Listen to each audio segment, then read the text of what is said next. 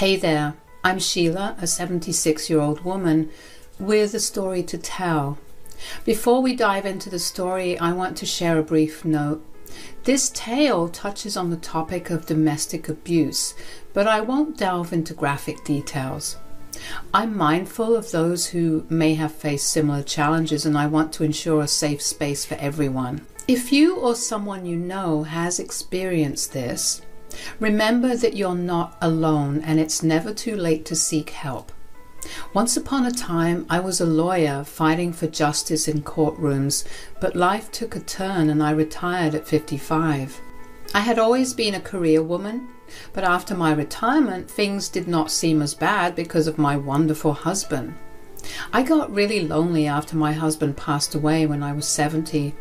Now, let me introduce you to Tara, my amazing and resilient granddaughter, the muse of this post today. Her dad passed away when she was 17, and her mom, my daughter, went through a tough time. On Tara's 18th birthday, my daughter left her a note that said, "I have found someone else. I will not be coming back for you." And that's when Tara and I became inseparable. I took her under my roof and helped her deal with grief. I also stepped up to her through college, paying for her tuition and being there when she needed support. Tara is a smart cookie, especially in engineering. She landed her first job and I was the first person she shared the news with. When she got married to her husband Ellie, she asked me and her grandpa to walk her down the aisle. And this post is about how this old lady, that is me, turned out to be unexpectedly useful in Tara's life at the age of 76. It all started 8 months back when Tara called me to tell me some special news. "Hey Grandma, how you doing?" "Oh, it's so good to hear from you, honey. I'm doing well. How are you? And Ellie, how's your work going?" "Great, great, and great. Actually, Ellie and I were thinking of coming over to your house tonight." "Of course, I will make my special pecan pie that you love." "Good. And, Grandma, maybe clear away all your wine bottles?" "What do you mean? Why should I do that?" "Well, Grandma, you are 76. You get the idea." "Oh my God, are you saying that?" "Yes, Grandma, I'm pregnant. You are going to be a great grandma to a baby boy or girl very soon." "Oh, Tara, that is incredible news. I can't believe it. When did you find out?" "Just recently. Ellie and I are over the moon." "This is the best news, sweetheart. I can't wait to see you and Ellie tonight. We will celebrate this wonderful surprise together." The evening with Tara and Ellie was just perfect. We ate, laughed, and felt the love. Even Ellie, who always seemed a bit distant, opened up a bit. He was family after all. After they left, I could not help but feel excited about having a little one in the family soon, so I decided to send Tara some stuff to help her out during her pregnancy. I sent over homemade pies because, you know, good food makes everything better. I also made sure that she got healthy snacks like fruits and nuts to keep her strong. And of course, I sent some cozy blankets and tiny baby clothes. Just a little something to show that we are all in this together. I wrote little notes with each package telling her how much I loved her and how excited I was about the baby. When Tara completed her first trimester, I decided to invite her and Ellie for dinner because it had been a long while since I had not seen her. The table was set and the aroma of a home-cooked meal filled the air. A short while later, an Uber pulled up in front of my house and I rushed to open the door, my heart fluttering with joy. To my surprise, Tara stepped out alone. "Tara, where is Ellie? You came alone?" "Well, how about we go in and I'll tell you, Grandma."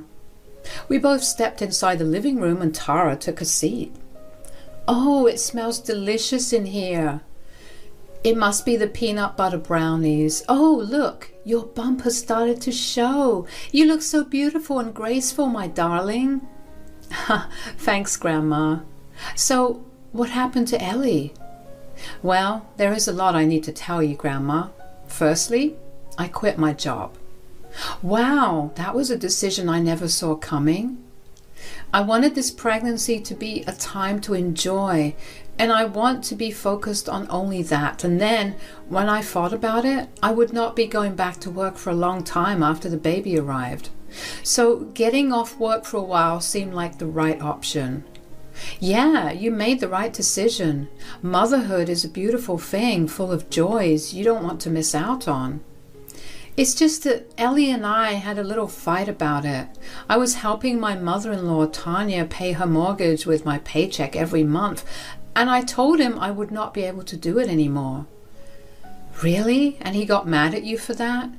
You know it's not fair. You were kind enough to help his mom in the first place, and now... Grandma, relax. Relax.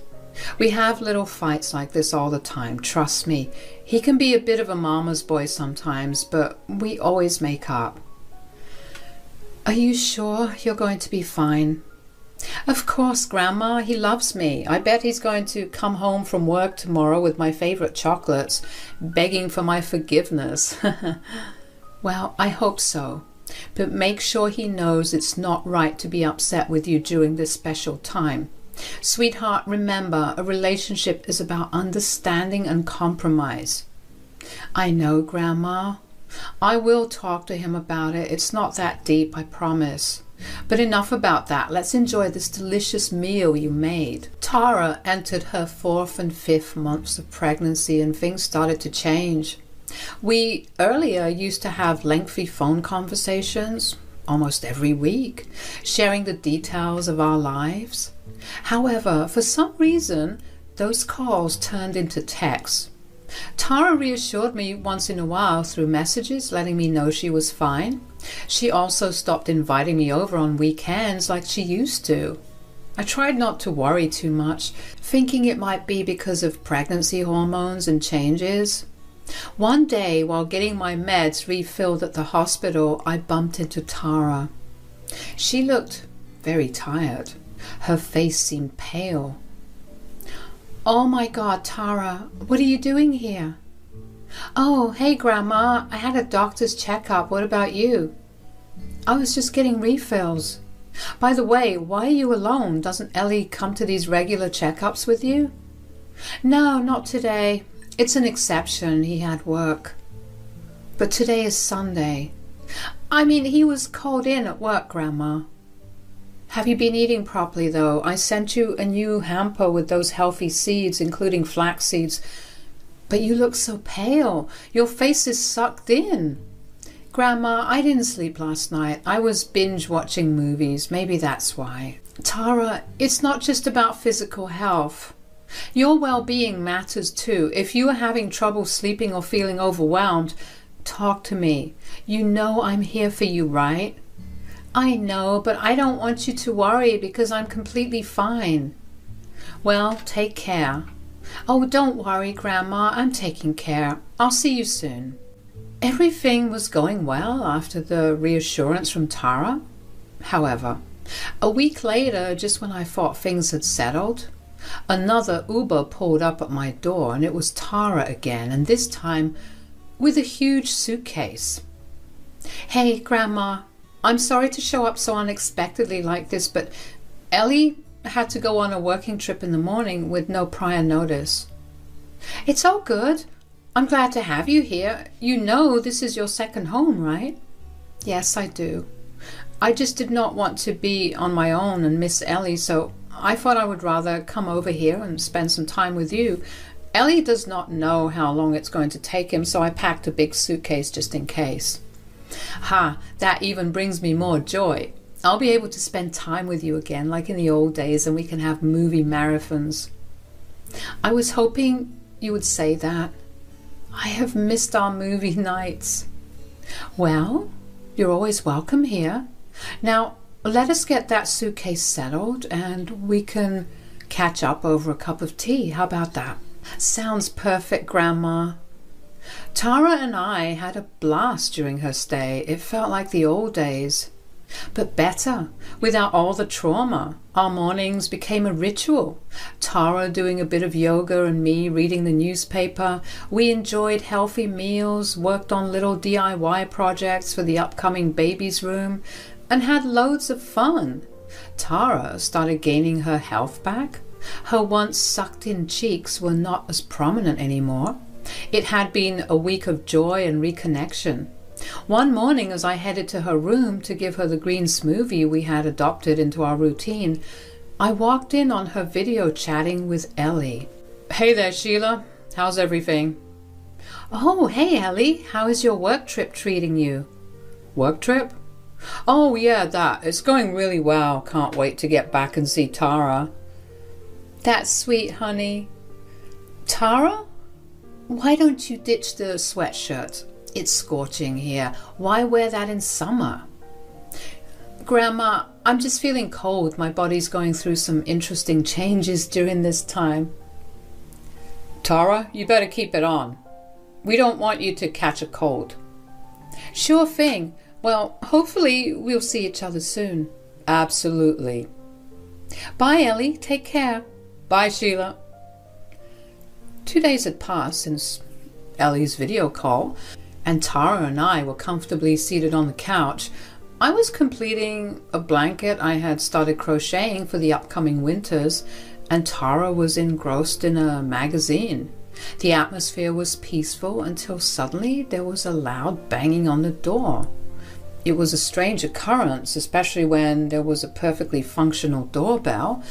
The banging sounded aggressive, and Tara and I exchanged concerned glances. Tara started to get up, but I quickly signaled her to sit down. I felt a protective instinct, wanting to shield her from any potential danger. I cautiously approached the door, and without opening it, I shouted, "Who is it?" "It's me, Tanya, Tara's mother-in-law. Please open the door." "Just a sec. I just got out of the shower." I then started whispering to Tara, "Why is your mother-in-law here?" "Please don't let her in, Grandma. She's going to hurt me." "Hurt you? What do you mean?" "Sheila, open the door. I know you're in there." "I'll explain later. Just please don't let her in."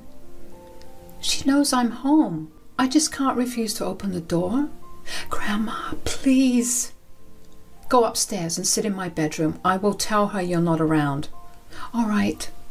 Tara ran upstairs and I went and opened the door. "Oh, Tanya, it's been so long. This is so unexpected. I thought you forgot about me." "Hey, Sheila, I'm not here to see you. Where is Tara?"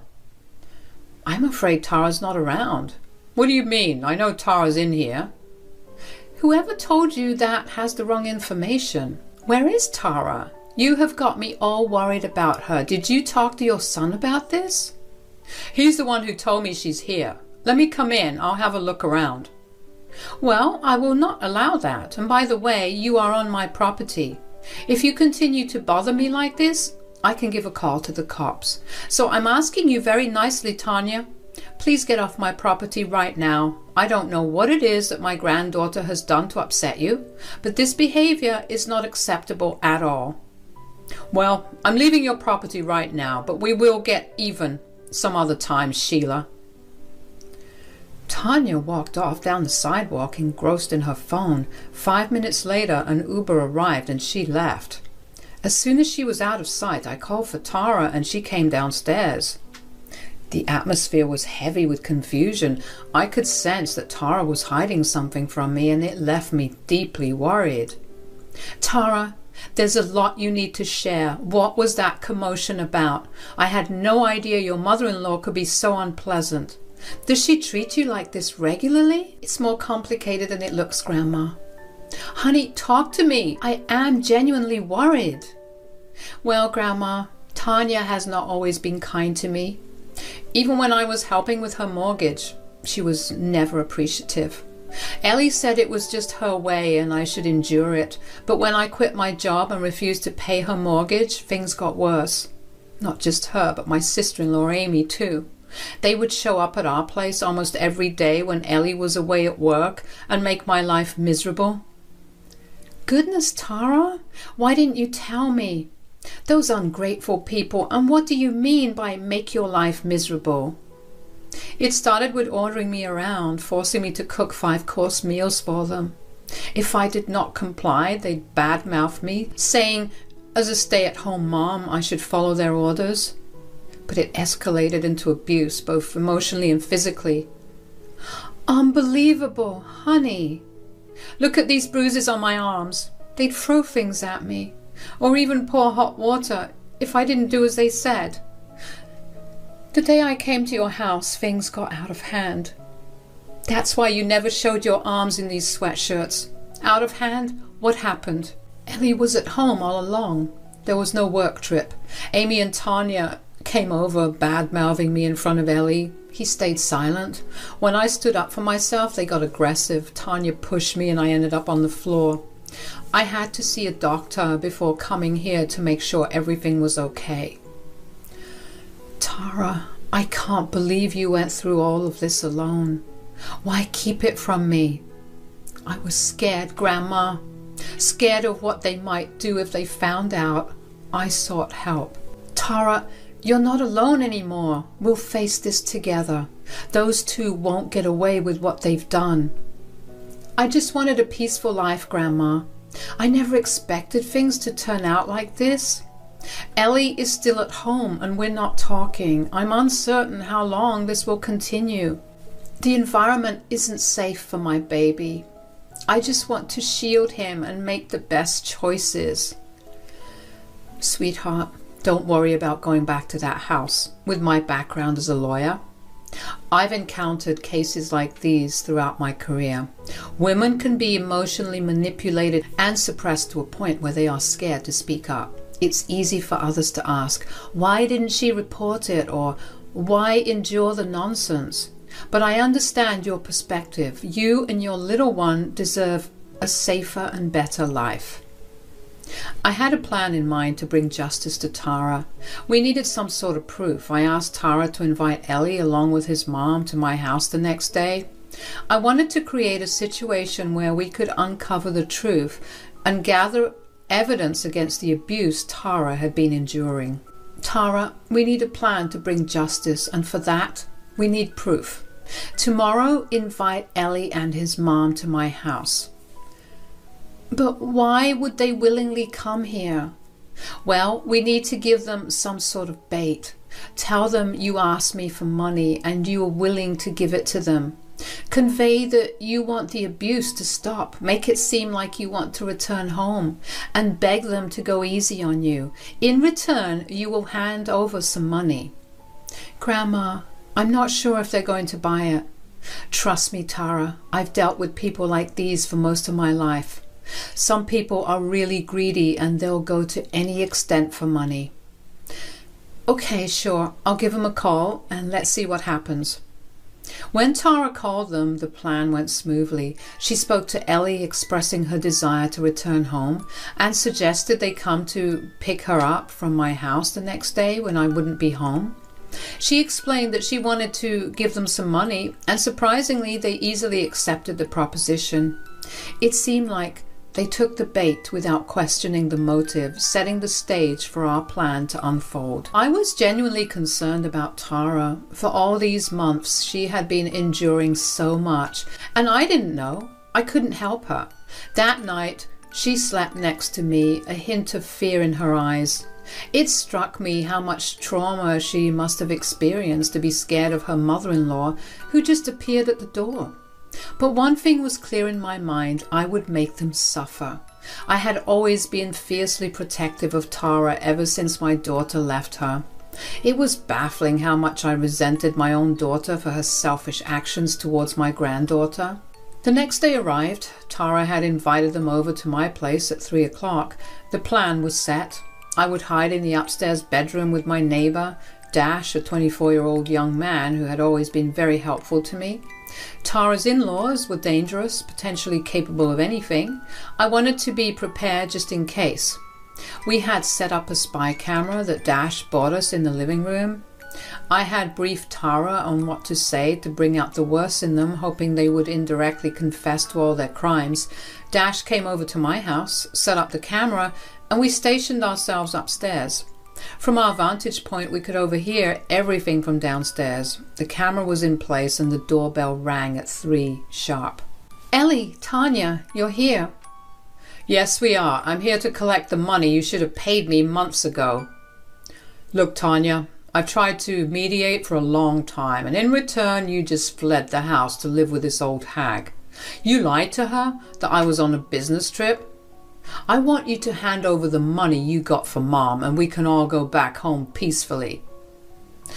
I hope Sheila isn't home, is she? That woman has a sharp tongue. Well, she isn't. Okay, then let's get this over with. The thing is, I don't have the money. I lied to you. There we go again. I'm so sick of you, drama queen. What? Are you kidding me? What are we here for then? I called you here because I wanted to make peace and go back home. I'm sorry, Tanya, I quit my job, but I needed some time for myself and my little one. I don't want to be a bother to my grandma anymore. Tanya, when you threw things at me, all I wondered was how could you do that to another woman, especially your own daughter-in-law? And Ellie, you didn't even step up for me. And it all happened while I had your baby in my womb. Look, Tara, I'm going to be honest with you. I don't know what you were thinking when you called us here, but I have my priorities straight. I need to pay off my mortgage one way or another. The money I have, it's for Amy and me. Someone needs to pay for us, and it's you. Well, I'm not your servant, Tanya. You can't ask me to pay for you, and then when I don't, I can't be at your beck and call 24/7 making 5-course meals for you.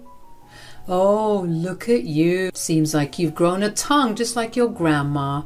I think that push to the ground wasn't enough. Amy and I will be waiting for you because sooner or later you're going to come back crawling. Your old granny cannot keep you forever, and believe me, the next time you're at our place again, things are going to get worse. Everything changes over time, Tanya. Don't be too confident because maybe this time it's you who's going to suffer. And who's going to make me suffer? I will. Tara said what she needed to, and it was followed by a scream. Dash and I rushed down the stairs, and there was Tanya wielding her enormous purse as a weapon. However, she halted mid-swing, and both Ellie and Tanya fixed their eyes on us. What's going on here? This is our family matter. Stay out of it. Oh my God, Tara, what's going on? You said your grandma wasn't home. And who is this guy? Are you cheating on me? Cheating on you? Do you think I'm the kind of person who would do that? He's here to protect me from you and your mom. You guys are unpredictable and have anger issues. Your jig is up, Ellie. Tara doesn't want to stay with you anymore. She's filing for divorce. This has to be a joke. And what, are you going to move in here with your granny? Damn right I am. Not just that, your whole family will pay for your crimes, and I will make sure of it. Mom, I think we should leave. The game is on. No one is going to believe you. We'll see about that. After that wild day, one of my lawyer mentees I've nurtured since their early days joined forces to help Tara. We went to court armed with strong evidence. Ellie's mom and sister ended up behind bars, facing the consequences of their actions. Tara bravely initiated divorce proceedings, cutting ties with the toxicity. Ellie didn't escape either. He spent a month in jail. We are determined to ensure he has no visitation rights for the baby on the way. Tara found refuge in my home, creating a sense of the old days when we leaned on each other. Yet, I want more for Tara. I hope she rediscovers love, a bright spot amid the challenges. Life isn't just tough. There's kindness and love waiting. Now, we eagerly await Tara's due date, just 6 days away. The baby's gender is still a surprise, adding excitement to the anticipation. In a few days, a new chapter begins, bringing with it the joy of a sweet surprise.